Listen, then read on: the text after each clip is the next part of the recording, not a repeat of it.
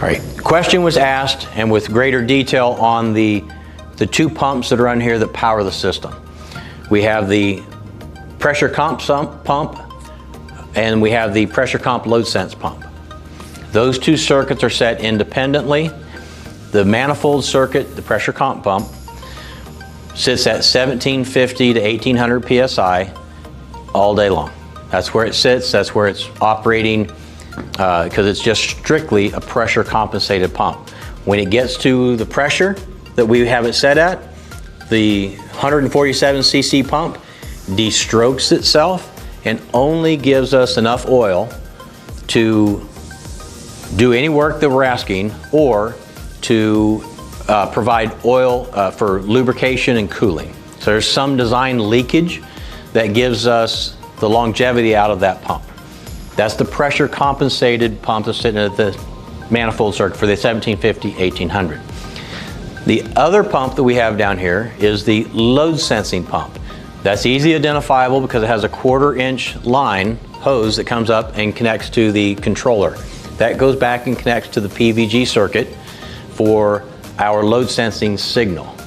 The beauty of a load sensing circuit is it only gives us the power we need, so it's a good power management system. It's designed to sit there at 450 psi as a standby pressure. That makes sure that we have enough pressure for our design leakages and for any pilot pressure that might be needed in the circuit. And then as soon as we operate a function, a signal is sent by that 1/4 inch line from the main valve, and it comes back up and it tells the spool to rise to whatever the load is. The valve in the back is a pressure compensated, post compensated valve. We call it the PVG valve. It is a 7-bank valve, and it has a series of check valves and all built into it, so it's a clean, easy valve to manage and operate it. Being post compensated, we can set each independent circuit to what its needs are. A key point on the setting up of these valves from the beginning is that we want the compensators to do the work when we're doing about the pressure compensator. So the valve circuit in the back has system protection on it, but we ideally don't want that to ever really come into play. It's just there in case of something dramatic happens.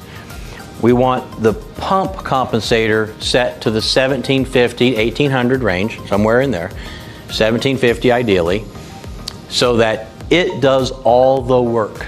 We want this compensator maintaining our pressure in the circuit. The relief valve in the back is just in case something catastrophic happens, we can dump the tank. It's going to create a lot of heat, so we don't want that happening. We want that relief valve set minimum 300 psi higher than what the pressure compensator circuit is. I want enough differential in there, so I've got the protection if I need it, but ideally it never operates. The compensator's doing all the work. On the load sensing circuit is a little bit different because we have a valve that's post compensated, and each work port has its own pressure settings. That valve, we set the compensator at, we set the compensator, I think it should be about 4,800 psi. We're setting that higher than what our operations are because we don't want the compensator adjusting. We want the PVG valve load sensing signal setting that number. So we create a little differential in there so that the signal's coming back and managing that piece of it.